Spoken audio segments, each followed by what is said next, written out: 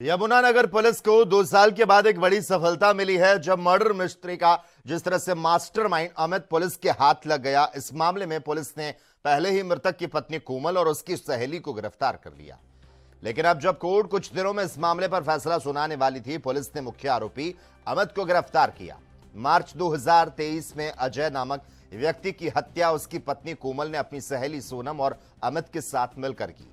हत्या के बाद शव को ई रिक्शा में डालकर घटना स्थल से दूर खेतों में फेंक दिया गया। लेकिन पुलिस ने शव की शिनाख्त के बाद कोमल और उसकी सहेली को गिरफ्तार किया। अब पुलिस ने अमित को गिरफ्तार कर कोर्ट में पेश किया और उसका रिमांड लेने की तैयारी कर रही, ताकि इस केस में कोई भी कड़ी छूट न जाए। डीएसपी जगाधरी राजीव मेगलानी ने इस सफलता पर जानकारी दी और मामले की आगे की जांच की दिशा पर चर्चा की।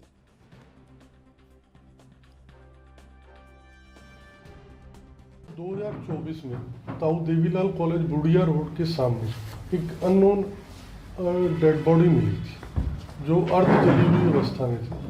तो इन्वेस्टिगेशन के दौरान उसकी हमने आइडेंटिफिकेशन करवाई। जो अजय नाम का व्यक्ति पाया गया था, वो मूल रूप से मोतिहारी डिस्ट्रिक्ट बिहार का रहने वाला था और यहाँ पे गोल्डनपुरी में यमुनानगर में रह रहा था। तो इन्वेस्टिगेशन के दौरान जब उसकी पत्नी और वगैरह से पूछताछ की गई, तो उन्होंने ये बताया कि मेरे पति ने दूसरी शादी कर ली थी, जो अपनी पत्नी के साथ बिहार में रह रहा था, और वो अब मुझे बिहार में जाने के लिए प्रेशराइज कर रहा था।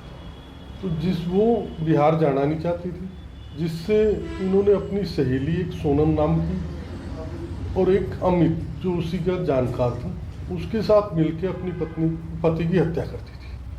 और उसमें जो उस समय उसकी पत्नी, मृतक अजय की पत्नी कोमल और उसकी फ्रेंड सोनम, उनको अरेस्ट कर लिया गया था। और जो मेन एक्यूज्ड इनके साथ था अमित, ये बेसिकली मूल रूप से अयोध्या यूपी का रहने वाला था, तभी से फरार चल रहा था। तो जिसकी तलाश के लिए हमने टीम्स लगाई हुई थी, जो इसको हमने कल शाम को गिरफ्तार किया। तो एक ई रिक्शा की रॉड के साथ इसके सिर पे चोट मारी थी, और उसके बाद जो रजाई का गिलाफ होता है, उसी में उस डेड बॉडी को जला दिया।